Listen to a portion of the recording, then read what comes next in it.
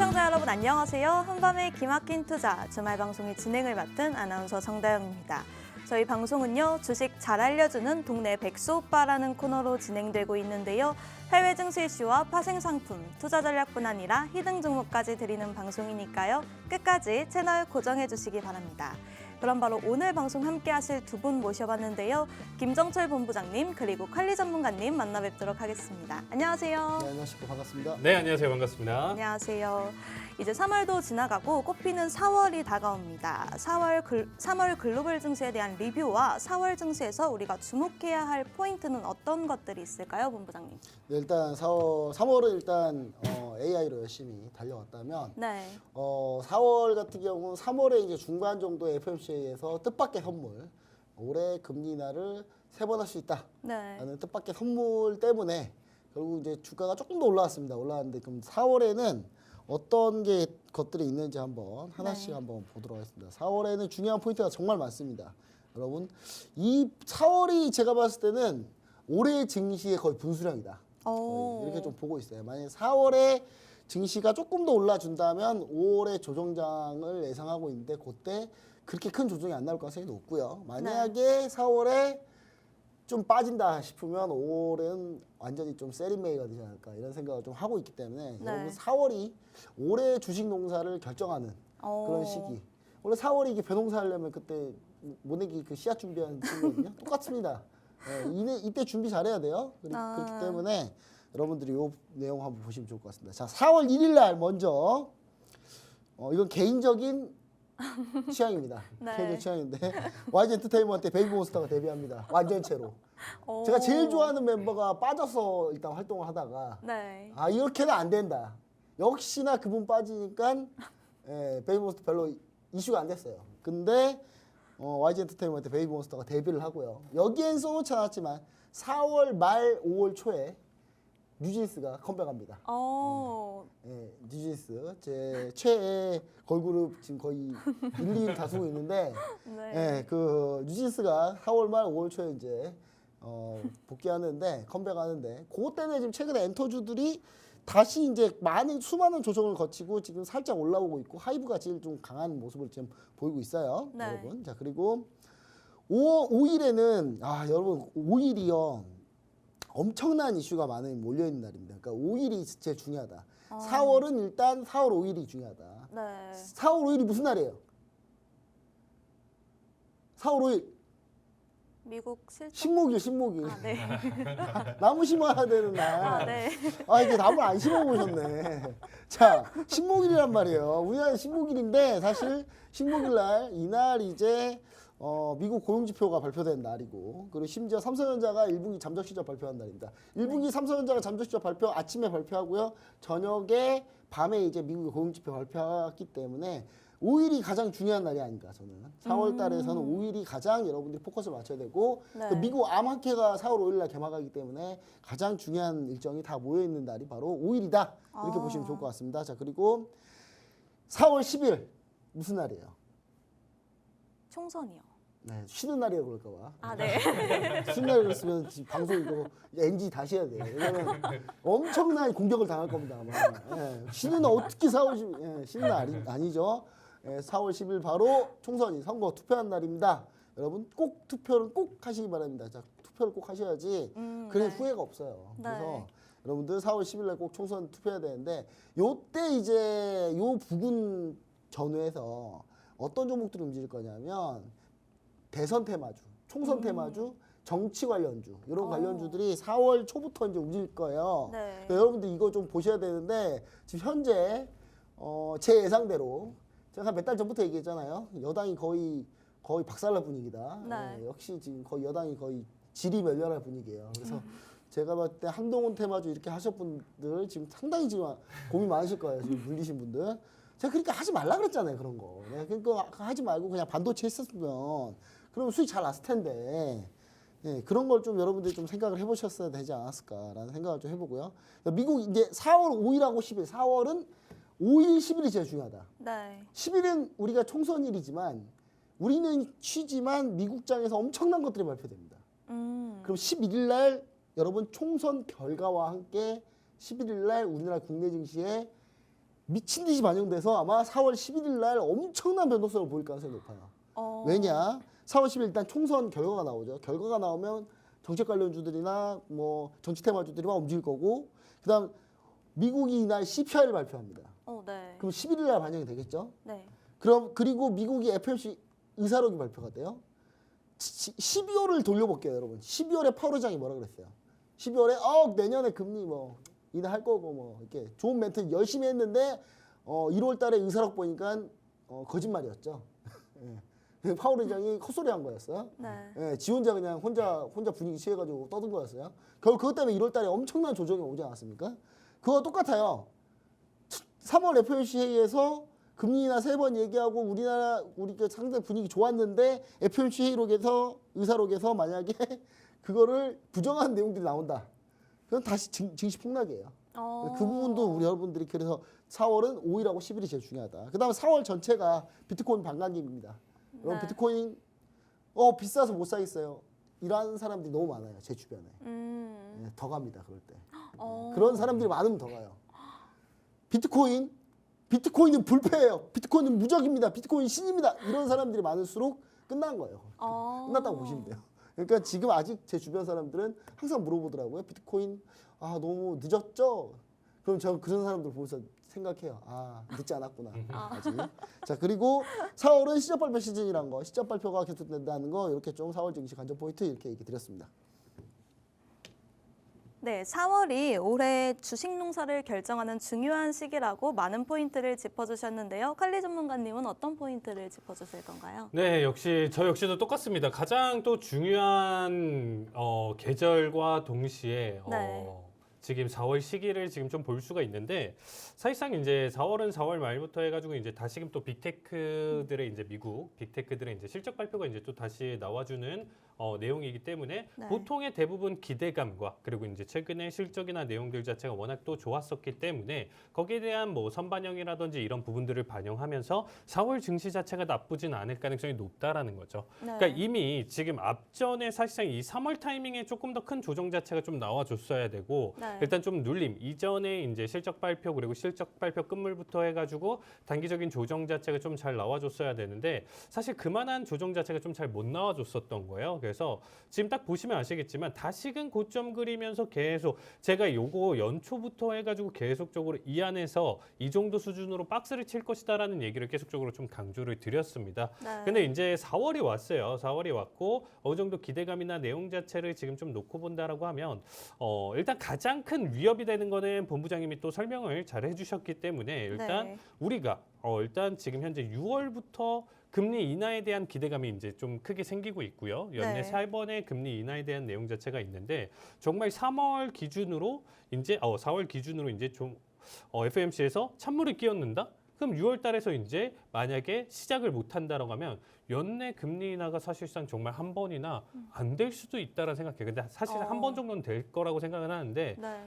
일단은 원래 좀 기대치를 있었던 3번이 아니다라고 했었을 때 진짜 그 폭락 자체는 생각보다 클 가능성이 높다라고 생각하시면 돼요. 그러니까 단기적으로 정말 썩기까지 걸리면서까지 떨어지는 내용까지 받아줄 수 있는 게 오히려 이제 5월 증시 때 이제 좀 그런 느낌을 좀 보여줄 수 있다고 생각하고 있는데 네. 지금 현재 시점으로 본다라고 하면 4월까지도 조금 무난하지 않을까라고 생각하고 있습니다. 일단 지금 본부장님 생각하신 것처럼 일단 뭐 비트코인 반감기 이런 내용들 때문에 이제 코인의 대폭락이나 이런 이슈들이 있다라고 하면 영향을 안 받을래야 안 받을 수가 없어요. 그러니까 네. 사실 그러한 내용 자체가 있다라고 하면 부수적으로 같이 이제 조금 힘이 약할 가능성이 있는데 그런 느낌이나 뉘앙스 안 보여주고 있고요. 다시금 7만 달러 안착해주고 있는 모습과 더불어서 실적을 기다린다. 지금 현재 시점에서 우리가 가장 또 연준이 중요하게 보는 PC 지표 발표가 이제 오늘 있는데 사실 PC 같은 경우로 일단은 좀 놓고 본다라고 하면 생각보다 지수의 충격을 그렇게까지 크게 주진 않아요. 그러니까 뭐 나중에 방향성이나 뭐 상승 하락에 대한 뷰 관점이랑 별개로 네. 일단 단기적으로 그 순간이나 내용 자체에서 CPI나 나머지보다 연준이 가장 사랑하는 지표임에도 불구하고 충격 자체가 적거든요.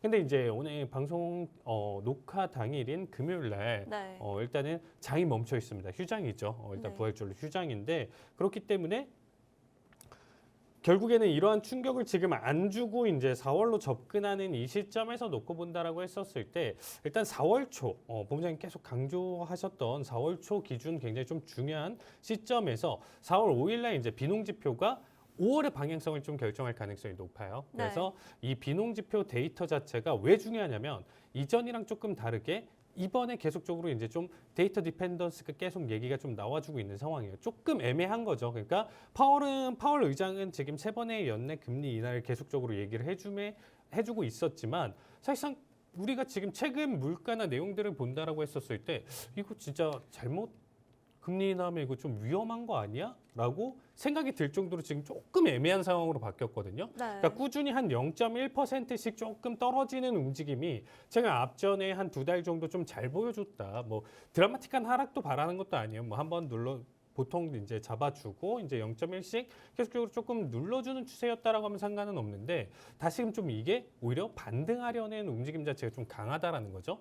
이런 상황 속에서 비농 지표 그리고 이제 나머지 CPI 데이터까지 이제 좀 판단을 해봤을 때 이거 영 아니다. 이 상황에서 잘못 가져가면 이전에 폴 볼커처럼 오히려 더 안 좋은 상황으로 바뀔 거고 인플레이션이 더 끈적일 가능성이 높다는 거죠. 더 내려가기 힘든. 그래서 오히려 지금 좀 이따가 조금 얘기는 드리겠지만 파월 의장은 지금 굉장히 좀 비둘기파적인 내용적으로 이제 시장에 이제 좀 긍정적인 얘기를 좀 많이 했지만 나머지 위원들이 지금 이 내용 자체를 좀 많이 막고 있어요. 그래서 그 부분 자체는 조금 더 이따가 다음 시간에 일단은 말씀드리도록 하겠습니다. 네, 두 전문가님들이 중요 포인트 잘 잡아주셨는데요. 더 자세한 포인트 알고 싶으신 분들 참여 방법 안내해드리겠습니다.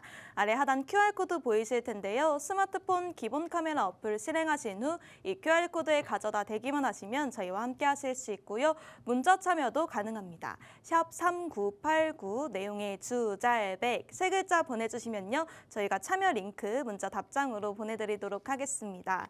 그럼 바로 첫 번째 이슈 보도록 하겠습니다. 녹화를 하고 있는 시점이 3월 29일인데요. 오늘 미국장이 휴장입니다. 하지만 지표 발표는 이어지는데 미연준의 물가 지표라고 불리는 PCE 발표를 앞두고 있습니다. 미국의 4분기 GDP 확정치도 3.4%로 높게 나온 상태인데 PCE 지표에 대한 대응 전략 어떻게 세워봐야 할까요, 전문가님? 네, 일단 좀 이어서 다시금 좀 설명을 드리면요. 네. 사실 이제 당일 PC 같은 경우는 아예 이제 변동성 자체가 나와줄 수 있는 결과는 아니고 사실 이제 월요일 장세에 이제 좀 영향을 끼치겠죠. 결과값에 따라서. 근데 사실 이미 뭐 이제 앞에서 발표됐었던 이제 뭐 CPI나 이제 PPI에 대한 내용 자체를 조금 짚어본다라고 했었을 때 뭐 사실 엄청나게 드라마틱한 변화까지는 바라보기 조금 힘들 거라고 생각해요. 그래서 뭐 예상치 부근 정도 그리고 뭐 거기서 0.1% 정도의 변동성 나와줄 것으로 좀 예상을 하고 있는데 사실상 그렇기 때문에 이제 금요일 장세가 쉬었고 그렇기 때문에 목요일 날 발표됐었던 이제 PC 분기 4분기에 대한 PC에 대한 내용 자체가 오히려 이제 금요일 영향까지 가져가면서 선반영으로 좀 이루어질 수 있다라는 얘기가 계속 시장에 좀 나와줬었거든요. 근데 생각보다 지금 딱 보시면 아시겠지만 발표를 했었던 이 시간대 움직임을 보시면 끼케야 30-40포인트 정도밖에 움직이질 않았어요. 발표 움직임, 본장 움직임마저도 지속적으로 횡보를 가져가면서 이번 주 이제 금요일 날 쉬는 내용 자체에서 이렇게 이제 좀 마무리를 보겠다라는 의지가 좀 강했습니다. 사실 뭐 당연히 제가 이렇게 예측을 한다라고 하지만 변수는 분명히 발생할 수 있습니다. 일단 뭐 위든 아래든 사실상 뭐 0.3에서 0.4 이상까지 조금 예상치랑 이전치 벌어지면서 뭐 급등락이 나와준다 데이터 자체가 그렇게 됐었을 때는 월요일 날 이제 큰 충격은 불가피하다라고 보시면 돼요. 이제 보통 그렇게 나와준다라고 하면 개장하는 월요일 날 이제 좀 개장하는 이제 나스닥 선물 시장에서도 이제 선물 지수 기준으로 본다라고 했었을 때 갭을 크게 띄우면서 이제 변동성을 좀 키워갈 가능성이 높다라고 생각하시면 될 것 같은데 그거는 이제 방송 보신 분들 월요일 날 이제 오전에 체크를 해보셔도 충분히 괜찮다라는 얘기를 좀 드리고 싶고요. 특히나 이제 최근 시장에서 우리가 조금 주목해볼 만한 내용 자체는 제가 이제 3월 자체 이제 조금 더 조정 자체는 이어졌어야 됐다고 아까 말씀을 드렸었잖아요. 근데 이제 조정 자체가 그렇게까지 크게 나오지도 않았어요. 특히나 이제 기관들의 이제 포트폴리오 리밸런싱이 있었던 시기였기 때문에 여기 자체에서 이제 좀 단기적으로 이제 종목 리밸런싱이 이제 가져가면서 오히려 이제 하락을 충분히 더 가져갈 수 있었다라고 저는 예상을 했었지만 그만한 낙폭을 좀 못 보여줬었습니다. 그래서 요번 내용 자체는 좀 이렇게 좀 무난하게 좀 넘어갈 가능성이 높다라고 지금 생각을 하고 있고요. 사실상 이제 PC 쪽에서는 뭐 그렇게까지 크게 집중할 만한 내용 자체는 없다라고 생각하시면 될 것 같습니다.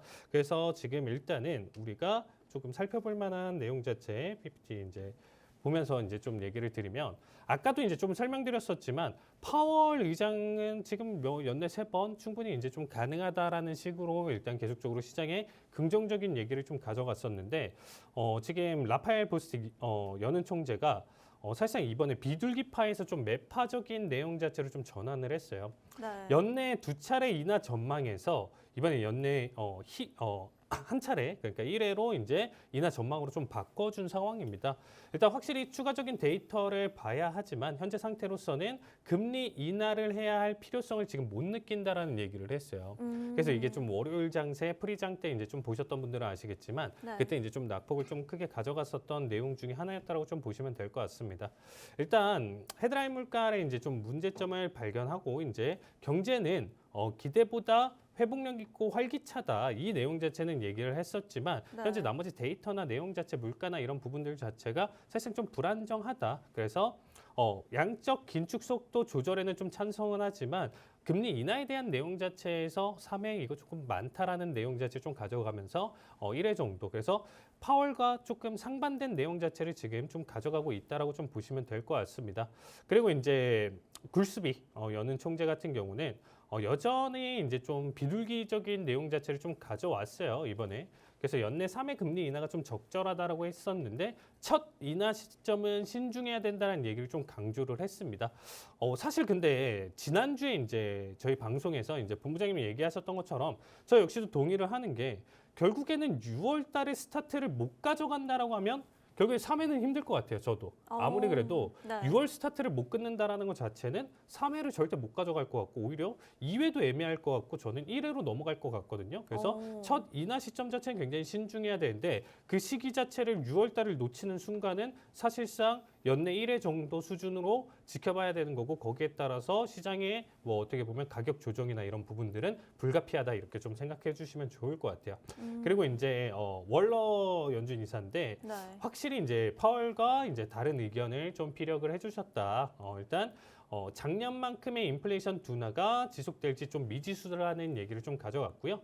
6월 금리 인하 위에서는 지금 현재 2달간의 추가적인 인플레이션 데이터가 필요하다. 그러니까 지금 현재 6월 달에 금리 인하 위에서 일단 앞전에 있는 이제 뭐 4월, 5월 달에 이제 나와주는 데이터 자체가 굉장히 좀 중요하다라고 얘기를 하고 계시는데 사실 이게 4월, 5월을 다 지켜보고 6월에 갑자기 반짝 그래 금리 인하하겠다 이게 아니다라는 거죠. 네. 이미 한 달 반 전에 그거에 대한 내용 자체를 확실하게 내용 자체를 가져가야만 6월 달에 금리 인하를 할 수가 있는데 이미 뭐 2달 다 데이터 보고 이때 하면 늦는다라는 거예요. 그러니까 저는 네. 오히려 지금 여러 가지 내용이나 조금 지켜봤었을 때 4월이 그래서 굉장히 좀 중요한 시기다. 그만큼 네. 4월에 나와주는 데이터나 내용 자체가 안 좋을 경우에는 정말 이게 밀릴 가능성이 있다라는 거죠. 이게 네. 밀리는 순간 6월은 끝나고 금리 인하 한 번 정도 가져간다. 이거는 시장이 충격을 크게 가져갈 가능성이 높다. 이렇게 좀 생각하시면 될 것 같아요. 그래서 4월 달 나와주는 데이터를 보고 저희 방송 혹은 이제 노란톡방에서 그런 내용들 공유를 하면서 가능성이라든지 이런 부분들 설명드릴 테니까 노란톡방 많은 참여 부탁드리도록 하겠습니다.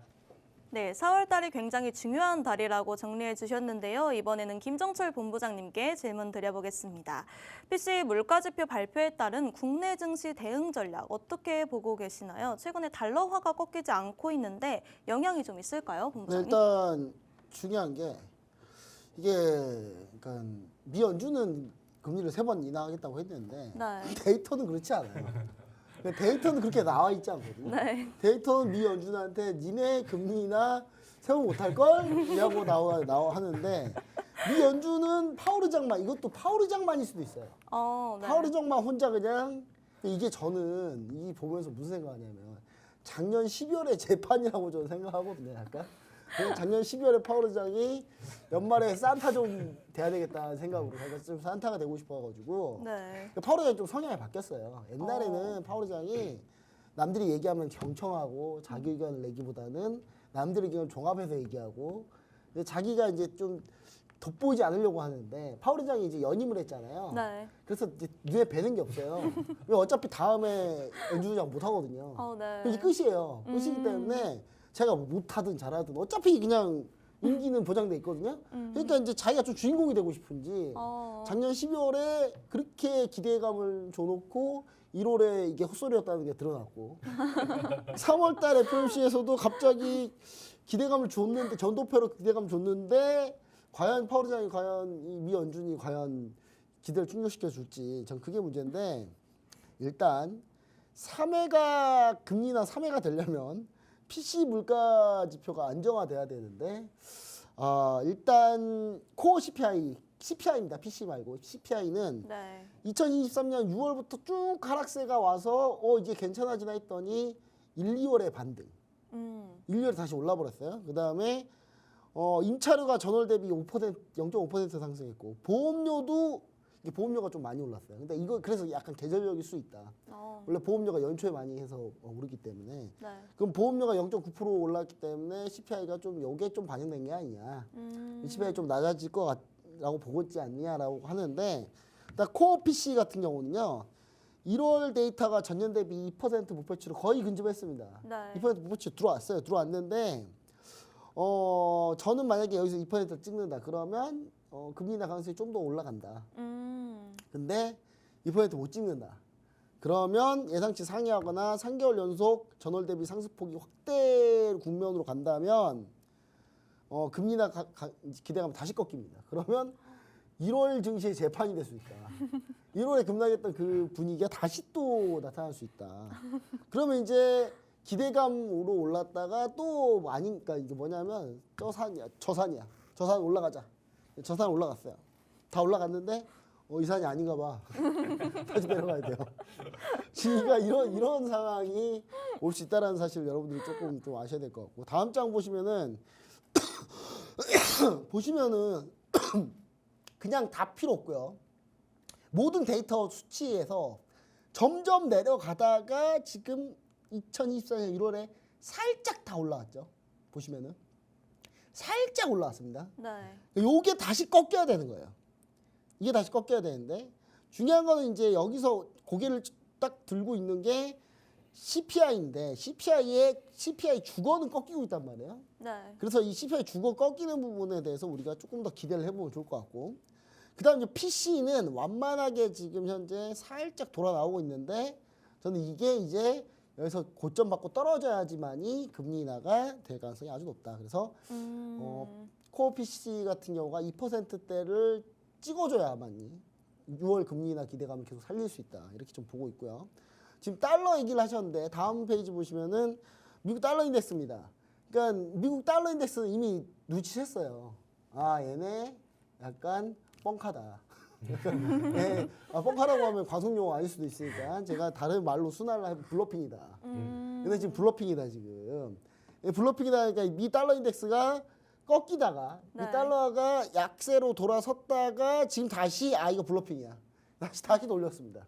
여러분 이거 주봉입니다. 주봉. 최근 3주 동안 달러가 다시 올라오고 있어요. 네. 그렇기 때문에 달러가 다시 올라온다면 우리나라 원달러 환율도 지금 워낙 약세가 지금 워낙 강세로 돌고 있지를 못하고 있어요 지금. 네. 확실히 미국이 금리가 인하해준다는 시그널이 나와줘야 우리나라 원화가 본격적으로 강세가 될 건데 지금 현재 외국인 투자자들이 엄청나게 지금 우리나라 매수 들어왔거든요. 네. 이건 뭐냐면 워낙 강세 될 거라고 생각하고 들어온 거예요. 어. 근데 이게 기대보다 못하다 그러면 외국인 투자자들이 워낙 강세 배팅해서 들어왔던 투자자들이 실망해서 떠날 가능성이 좀 있다. 네. 그래서 그 부분까지 우리가 감안하면은 시장이 왜 4월 5일이 중요한지 여러분 다시 한번 고용지표 다시 한번 봐야 되거든요. 네. 그래서 PC 보고 고용지표까지 보면 이어지는 흐름이니까 반드시 여러분들 이 부분을 체크해서 좀 보시면 좋을 것 같고 요 관련주 달러가 움직여서 여러분들 수익 나는 이 관련주들을 제가 노란통 메시지 오픈 채팅방에 올려드릴 텐데 네. 반드시 오셔야지만이 가능하다. 그리고 요거와 관련해서 최근에 원자재 가격도 움직이고 있는데 중요한 거는 이 달러화가 여기서 만약 꺾여버린다. 그러면 여러분 원자재들이 들썩이기 시작할 겁니다. 그래서 그 원자재들 현재 지금 원자재 때문에 문제 생기는 종목들이 뭐가 있어요? 2차 전지 같은 경우 리튬 가격이 지금 폭락해가지고 안 좋잖아요. 네. 근데 리튬 가격이 다시 올라가면 2차 전지가 다시 좋아질 거거든요. 그러면 네. 이제 그런 부분도 있기 때문에 그럼 원자재와 달러와 연관관계가 있는 그런 종목들이 중에 우리가 유망하게 볼 수 있는 종목들, 달러 약세됐을 때 유망하게 볼 수 있는 종목들을 제가 노란통글씨 오픈 채팅방에 올려드릴 겁니다. 여러분 노란통글씨 오픈 채팅방 반드시 참여하시기 바랍니다. 네, 코어 PC가 2%대를 찍어줘야지 6월 금리 인하를 기대할 수 있다고 하셨는데요. 자세한 대응 전략 알고 싶으신 분들 참여 방법 안내해드리겠습니다. 하단 QR코드 보이실 텐데요. 스마트폰 기본 카메라 어플을 실행하신 후 이 QR코드에 가져다 대기만 하시면 저희와 함께 하실 수 있습니다. 문자 참여 방법도 가능한데요. 샵 3989 내용의 주, 잘, 백 세 글자 보내주시면요. 저희가 참여하실 수 있는 링크 답장으로 보내드리도록 하겠습니다. 그러면 이어서 두 번째 이슈 질문 준비해봤는데요. 미국 볼티모어시에서 교량이 붕괴되면서 항구가 잠정 폐쇄됐습니다. 당장 미국 경제에 어떤 파장이 일어날지 촉각을 곤두세우고 있는데요. 가장 큰 영향을 받는 산업이 자동차 업계라고 보고 있습니다. 이 볼티모어 항구 폐쇄에 따른 미국 자동차 관련주들 투자 전략 어떻게 보면 좋을까요, 전문가님?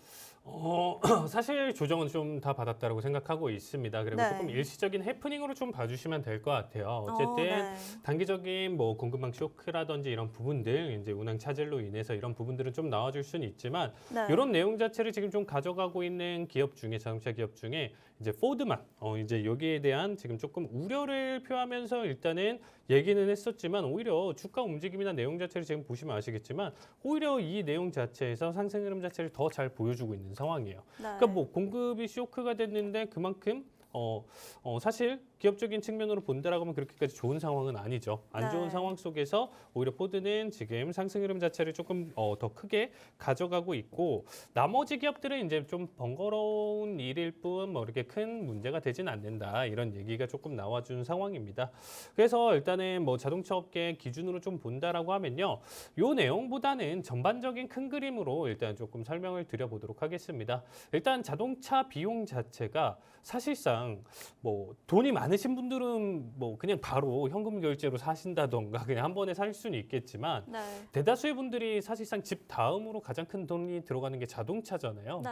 그러니까 이미 사실 어느 정도의 대출이나 뭐 이런 부분들을 가져갈 수밖에 없다라는 거죠. 우리가 이제 평균적인 측면을 본다라고 했었을 때 네. 소수만이 이제 그냥 바로 그 금액을 돈을 주고 이제 구매를 하겠지만 웬만해서는 사실상 대출을 어느 정도 일부 가져가면서 가져갈 수밖에 없다. 근데 지금 현재 상황이 어떤가요? 고금리를 계속적으로 좀 유지하고 있는 상황이죠. 네. 이런 상황 속에서 좀 놓고 본다라고 하면 사실 뭐 이전에 이자가 뭐 한 3%였다. 이러면 자동차를 사시겠지만 갑자기 네. 6% 7%까지 올랐어요. 그러면 이거 좀 망설이지 않을까요? 그러니까 뭐 달에 내야 되는 이자 자체가 네. 뭐 한 30만 원 수준인 게 60만 원, 70만 원을 내야 된대요. 그걸 꾸준히 이제 기준으로.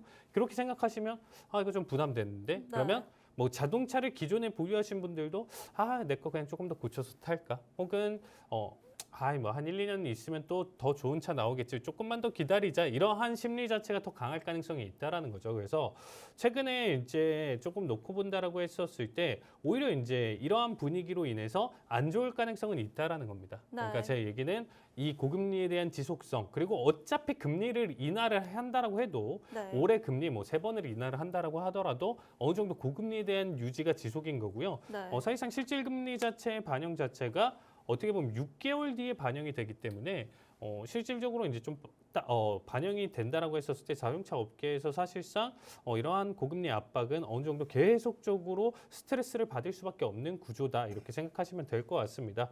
자, 그럼에도 불구하고 우리가 일단은 일반적으로 지금 현재 구주상 지금 나와져 있는 데이터로 일단 좀 판단을 해본다라고 하면요. 단기적으로 이제 다음 실적 발표 포드 같은 경우는 이제 4월 24일 날에 있어요. 4월 24일 기점으로 해서 이전에 사실상 실적 자체나 내용 자체가 나쁘진 않았었기 때문에 네. 다음 발표 전까지 기대감에 대한 상승 자체를 계속적으로 좀 보여줄 수는 있고 지금 현재 13.28달러 수준에 지금 놓여져 있는 상황 속에서 최대 15.36달러대까지 올라갈 가능성이 있어요. 그러니까 13달러에서 이제 15달러 정도면 2달러 수준까지밖에 못 올라가는 거예요. 네. 근데 13달러에서 2달러라는 건요, 대략적으로 10몇 프로예요. 그러니까 사실 포드라는 종목 자체를 투자를 하면서 여기에 대한 단기적인 대응 자체를 본다라고 했었을 때 그래도 우리가 4월 말 한 달 내에 대한 기준으로 본다라고 하면 10몇 프로에 대한 수익 기준으로 판단을 해본다라고 하면요, 충분히 접근 가능성이 있는 기업이다라고 보시면 될 것 같습니다.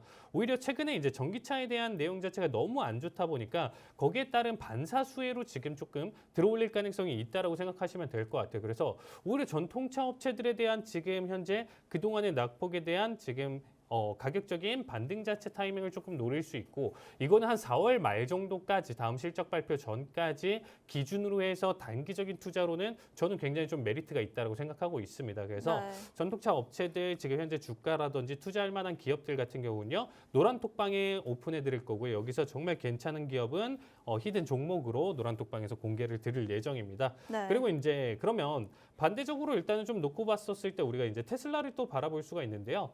테슬라 같은 경우는 지금 최근에 사실 160달러대까지 떨어졌다가 지금 단기적인 또 반등을 보여줬어요. 근데 큰 그림으로 보신다라고 하면요, 지금 테슬라가 계속적으로 하락 추세가 나와주고 있는 상황이죠. 네. 현재 상황 속에서 놓고 본다라고 했었을 때는 저는 단기 반등하기 조금 힘들 것 같아요. 왜냐면 차값이 워낙 비싸요. 네. 워낙 비싼데 아까 말씀드렸었던 그런 대출적인 측면에 대한 압박 자체도 있고요. 지원금 자체가 계속적으로 줄어드는 내용 자체가 있다라고 하면 전기차 업체에 계속적으로 타격을 받을 수밖에 없는 내용이에요. 네. 그리고 이제 전통차 업체를 죽이기 위해서 어떻게 보면 그동안은 치킨 게임을 단행을 했었는데 그 치킨 게임이 베트남이나 이제 중국 전기차 업체들한테까지도 잘 먹혀들 수가 있느냐. 네. 그렇게 따져봤을 때 사실상 그렇게까지 큰 영향을 끼치진 못한다라고 생각을 하고 있습니다. 그렇기 때문에 오히려 이렇게까지 치킨 게임을 하면서 본인들의 이제 어떻게 보면 마진율 자체를 줄여가면서까지 지금 했었던 게 결국엔 더 독이 되면서 추가적인 낙폭, 악재로 다가오면서 추가적인 하락 가능성이 굉장히 좀 크게 이어질 가능성이 높다라고 생각하고 있습니다. 하지만 언젠가는 다시금 반등할 것이다라는 거를 저는 기대를 하고 있어요. 그러니까 이게 네. 막연한 기대라고 생각하시면 안 되는 게, 제가 지금 일단 좀 생각하는 거는 120달러 초반대까지 내려온다라고 하면 100달러 사이 구간대까지 충분히 좋은 매집 타이밍, 매집 구간이라고 생각하시면 될 것 같습니다. 네. 자, 그래도 테슬라가 지금 최근에 주가가 안 좋고 이렇게 하락은 보여주지만 그래도 지금 맞춰놓은 지금 현재 상황과 더불어서 본다라고 하면 돈을 많이 벌었어요. 네. 충분히 이미 많이 벌었는데 여기에 대한 교훈으로 쭉 보시면 좋은 게 뭐냐면 메타예요.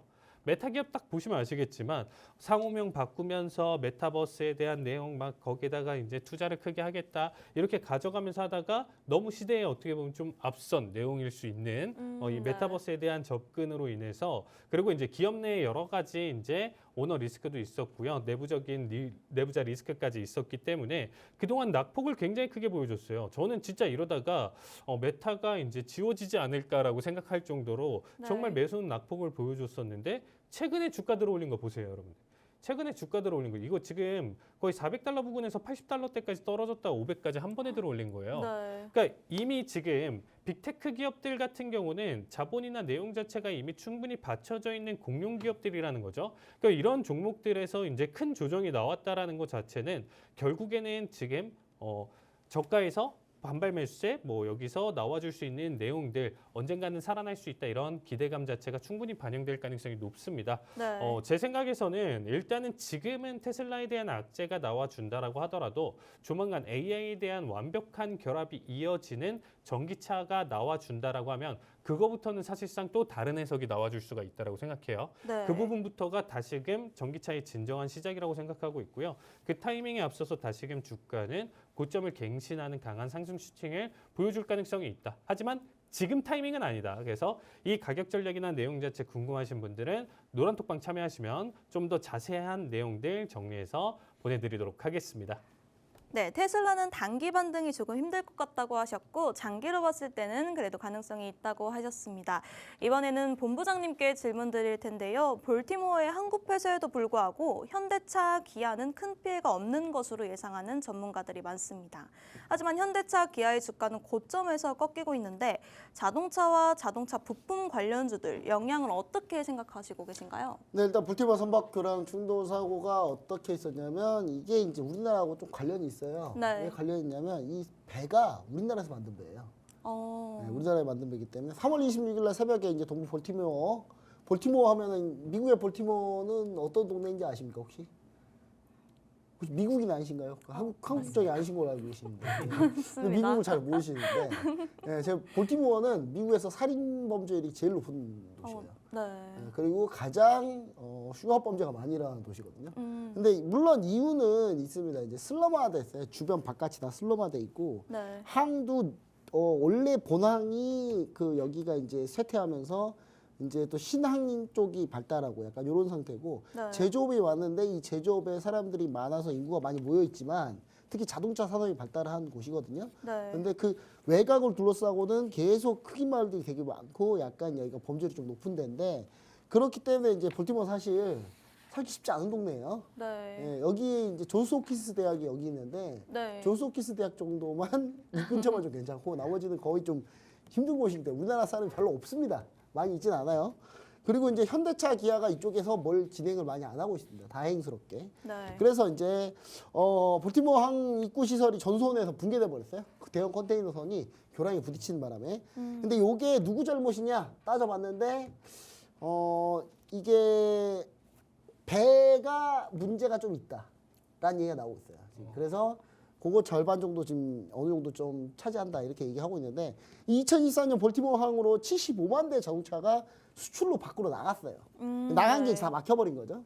그리고 사고 선박이 2015년 HD 현대중공업에서 인도한 선박인데 지금 책임 가지고 지금 얘기하고 있는데 근데 사실 HD 현대중공업 별 책임이 없는 게 보증 기간이 1년입니다. 1년 뒤는 해운사가 알아서 하는 거예요. 단지 해운사가 제가 봤을 때는 좀 너무 무리하게 이 배를 많이 운항을 했더라고요 보니까 너무 클락슨에서 운항 데이터를 보니까 네. 엄청나게 배를 운항했어요. 그래서 이제 무리한 운항의 가능성이 좀 높다. 그래서 이제 HD 현대중공업에도 크게 악재는 없을 것 같다. 이렇게 좀 얘기 드리고 보증기간 끝났기 때문에 네. 자동차도 보증기간 끝나잖아요. 예, 자기 돈으로 수리해야 돼요. 자기 돈으로 수리해야 돼요. 똑같은 겁니다. 네. 자 그리고 이게 이제 대체 가능한 우회항로하고 항만이 존재합니다. 아까 얘기했지만 볼티모어가 구항하고 신항이 있는데 지금 신항이 막힌 거예요. 구항은 우회 항로는 가능한데 물론 물류를 좀 많이 옮기고 좀 귀찮은 작업을 많이 해야 되겠지만 크게 문제는 되지 않는다. 네. 그리고 일단 현대차 기아가 역시 이쪽에서 아예 물류를 받고 있지 않습니다. 그렇기 때문에 전혀 문제는 없다. 다만 미국의 자동차 회사들은 지금 출하 지연이 실제로 일어나고 있어요. 그렇기 때문에 오히려 반사수혜가 있는 거 아니냐 얘기하는데 출하 지연이 그래봐야 많아봐야 한 10일 차이? 그래서 저는 크게 영향 없다 보고요. 이것 때문에 이제 첫날 이 볼티모어 항구 뭐 이렇게 폐쇄된 것 때문에 첫날 막 엄청나게 막 얘기들이 많이 나오면서 TV 방송사에서는 뭐 이렇게 종목도 막 얘기했는데 저는 딱 하나 종목 정도 한번 보시면 될 것 같아요. 자동차 부품주. 지금 자동차 부품주가 지금 고점 피크아웃 우려가 계속 있어요. 조금씩 판매량이 줄고 있거든요. 네. 근데 이제 저는 여기서 좀 가속기 관련주가 조금 그나마 좀 낫다. 그래서 저는 DIC 정도가 좀 괜찮지 않을까라는 생각을 하고 있는데 네. 이 종목은 여러분들 정확한 공략이나 이런 것들 관련 내용은 노란통메시 오픈 채팅방에서 자세히 공개하도록 하겠으니까요. 여러분 DIC 최근에 주가 상승 흐름 괜찮으니까 이 종목 타이밍 한번 노란통메시 오픈 채팅방에서 한번 같이 잡아보시면 좋을 것 같습니다. 네, DIC 종목을 추천해 주셨는데요. 자세한 대응 전략과 투자 전략 알고 싶으신 분들 참여 방법 안내해 드리겠습니다. 아래 하단 QR코드 보이실 텐데요. 스마트폰 기본 카메라 어플을 실행하신 후 이 QR코드에 가져다 대기만 하시면 저희와 함께 하실 수 있고요.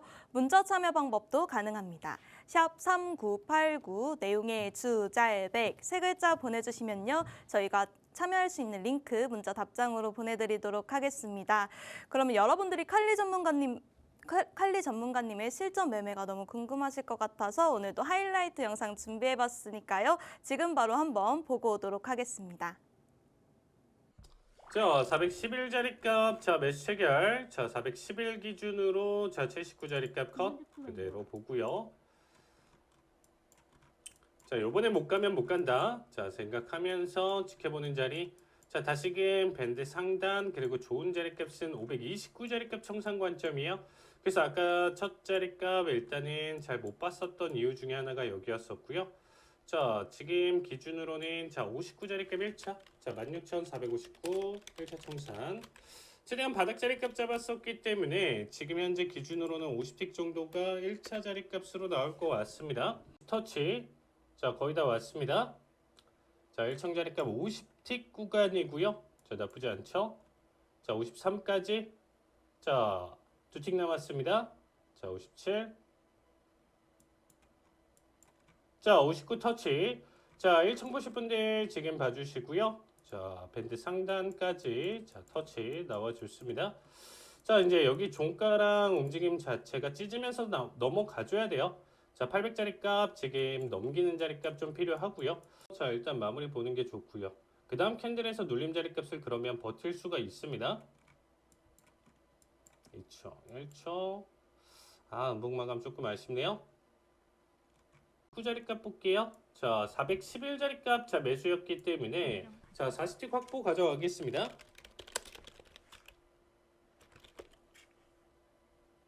자 여기서 청산되면 자 멘징 수준으로 마무리 보도록 하겠습니다.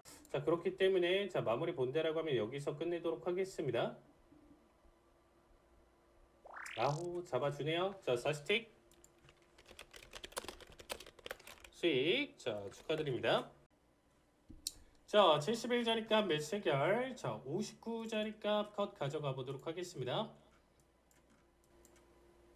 자 71 터치하면서 자 매수 해결 자 매수세는 나와주고 있다. 자 확실히 오늘은 조금 더 긍정적이죠. 자 18,489 1차 청산 봐주시면 될 것 같습니다. 자 돌파 자 500까지 보여주고 있는 움직임. 자, 500 기준으로 자 밴드폭 움직임 고점 라인대 기준으로 자 509자리 값 올청 같이 보면서 마무리 보도록 하겠습니다. 자 509자리 값 올청 대기 같이 볼게요. 자 18,509 올청 대기. 자 상단 구간이니까 충분히 자 거의 다 올라왔습니다. 여기까지만 그렇죠. 밴드를 더 찢어줄 수 있다라고 생각해요. 오늘 550 타겟짜리 값이 좋다라고 했었는데 틱 뭐 이렇게 힘들게 가냐. 좋습니다. 네, 509 터치 하면서 저 800불 수익 축하드립니다.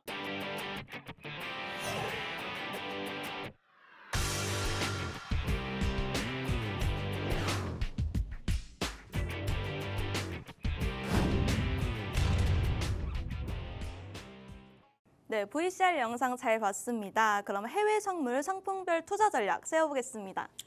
네, 크루드오일부터 같이 보도록 하겠습니다. 네, 제가 지난주에 이제 618자리 값 기준으로 해서 그러니까 이제 83달러 부근대에서 이제 좀 단기적인 조정 자체가 나와줄 수 있다라고 얘기는 드렸어요. 대신에 이제 상승 자리 값은 계속적으로 좀 보여줄 수 있고 큰 관점 자체는 90달러를 향해서 지켜보셔라. 그래서 여기에 대한 단기 눌림 뒤에 이제 추가적인 매수 관점 지켜보시면 좋다. 사실상 오일은 여기 바닥 구간에서 제가 계속적으로 매수에 대한 내용 자체를 강조드렸었던 것 같아요. 지금 다시금 83달러 이전 고점 라인대를 돌파를 하는 모습을 보여줬기 때문에 오히려 이제는 돌파 매수에 대한 관점 자체가 굉장히 더 좋아졌습니다. 그래서 이거 너무 많이 오른 거 아니야 이렇게 생각하실 수 있었던 부분 자체를 추가적인 상승 흐름 자체로 확실하게 나와줄 가능성이 높다 보니까 좀 더 긍정적인 돌파에 대한 매수 관점 한번 좀 지켜보시면 좋을 것 같고요. 그 다음에 이제 나스닥 같은 경우는 사실상 제가 이제 4월달 나쁘지 않을 것이다. 여기 구간대 이제 좀 버틸 것이다라는 얘기를 좀 드렸었는데 사실상 이제 PPT로 일단 좀 놓고 보신다라고 했었을 때. 최근에 이제 나스닥 추세에서 가장 중요했었던 거는 엔비디아 차트예요. 네. 엔비디아 분봉 차트랑 나스닥이랑 정말 거의 95% 커플링 흐름 자체로 가고 있었거든요. 네. 그러니까 제가 선물 대행을 하면서 이게 나스닥 선물 대행인지 엔비디아인지 헷갈릴 정도로 네. 사실상 이제 굉장히 똑같은 흐름 자체를 좀 보여줬어요. 그만큼 지금 최근에 애플이 반독점법에 대한 내용 자체가 나와주면서 시장에 대한 독점이랑 경쟁 저해에 대한 소송 자체가 나와주면서 여기에 대한 내용 자체로 이제 좀 추세 자체가 안 좋은 거에 반해 지금 엔비디아 같은 경우는 어떻게 보면 계속적으로 상승 흐름 자체를 좀 잘 보여주고 있어요. 그나마 지금 980달러에서 이제 좀 조정 자체를 일단은 좀 보여주고 있는 상황인데 네. 어쨌든 지금 현재 추세로 놓고 본다라고 하면 애플이랑 테슬라에 대한 낙폭을 상쇄시키는 엔비디아에 대한 상승 자체가 나와줄 가능성이 높다라는 거죠. 그래서 오히려 이제 4월 초 내용 자체에서 뭐 지속적인 19,000을 향해 가는 상승 흐름 자체보다는 조금 더 지금 구간대에 대한 횡보나 내용 자체가 조금 더 어울린다라고 좀 보시면 될 것 같습니다. 그래서 변동성을 확대하지만 큰 낙폭을 이어가지 않는 수준에서 받아줄 수 있다고 생각할 수 있고요. 그래서 18,700에서 18,300 구간 자체에 이제 변동성을 좀 확대하는 움직임, 좀 4월 초 다음 주 움직임에서 지속될 가능성 높다 이렇게 봐주시면 좋을 것 같고요. 자, 골드 같은 경우는 지금 다시금 고점을 좀 그리고 있어요. 코인 자체도 다시금 7만 달러 이상을 돌파를 하면서 상승 흐름 자체를 굉장히 또 크게 많이 보여주고 있는데 저는 2,300 지금 80달러대까지 상승 가능성이 있다 얘기 드렸습니다. 그래서 조금 더딜 가능성은 있지만 추가 상승 가능성이 있고요. 그다음에 이제 단기적인 조정 가져갔었던 구리 자체 다시금 추가 상승 가능성이 있으니까 매수 접근 가져가시면 좋을 것 같습니다. 네, 칼리 전문가님의 해외 선물 상품별 투자 전략 잘 들어봤고요. 저희가 모의 투자 대회가 다시 개최된다고 하는데 자세한 참여 방법 어떻게 될까요, 본부장님? 네, 일단 제가 다시 우리 시작했습니다. 국내 선물 선물 모의 투자 대회를 시작했는데 4월 2일부터 참가 접수예요. 1일부터 아닙니다. 2일부터 네. 참가 접수, 화요일부터 참가 접수 하는데 참가 접수 받고요. 저희가 12일까지 받을 겁니다. 그러니까 참가 접수는 4월 2일에서 12일까지다. 그 다음에 모의 투자 대회는 4월 8일부터 26일까지 진행하고요. 그리고 또 이거를 여러분들한테 국내 선물 선물 모의 투자 대회입니다 해가지고 여러분 하세요 하면 여러분들 전 처음 하는데요, 전 잘 모르는데요 할 수도 있잖아요. 그래서 저희가 무료 교육 강의를 4월 2일부터 26일까지 저희가 진행할 예정입니다. 그래서 여러분들 모의 투자 강의, 그다음 모의 투자 국내 선물 선물 투자 강의를 좀 듣고 싶다, 투자 교육을 보고 듣고 싶다 하시는 분들은 반드시 4월 2일 때는 여러분들 접수한 다음에 바로바로 들어오셔야 기초 교육 강의를 아주 자세히 저희가 해드릴 거니까 이 부분 반드시 여러분들이 참고하셔서 보시면 좋을 것 같고요. 이번 국내 선물 해선물 모의 투자대 상금이 올랐습니다. 1등 500, 2등 300, 3등 150. 오. 지난번보다 더 올랐어요. 더 올랐으니까 여러분들의 열화 같은 송원에 보통 이거 모의투자 국내 선물 해서 모의투자대회 하면 한 200명 참가하시거든요. 네. 그래서 이번에도 좀 많이 접수하셔가지고 우리가 치열하게 한번 이걸 하는데, 이거 하는 게 이유가 뭐냐면 여러분들 조만간 곧 폭락장이나 하락장이 올 때 우리가 수익을 내는 거를 국내 선물 해선물 통해서 수익 내는 걸 연습을 해봐야 그래야 그때 되면 할 수 있어요. 그래서 반드시 여러분들이 이거를 꼭 당장 필요하지 않더라도 반드시 익혀놓으면 좋을 것 같습니다. 반드시 노란통메시 오픈 채팅방에서 참여하셔가지고 참가 신청하시기 바랍니다. 네, 모의 투자 참여 접수 시작이 4월 2일부터라고 합니다. 많은 참여 부탁드리고요. 저희 한밤 주잘백에서 준비한 내용은 여기까지입니다. 본 방송에서 제공하는 정보는 투자 판단에 대한 참고 자료일 뿐이며 해당 종목의 가치 또는 상승과 하락을 보장하지 않습니다. 저희는 내일 밤 다시 찾아뵙도록 하겠습니다. 시청해주신 여러분 고맙습니다.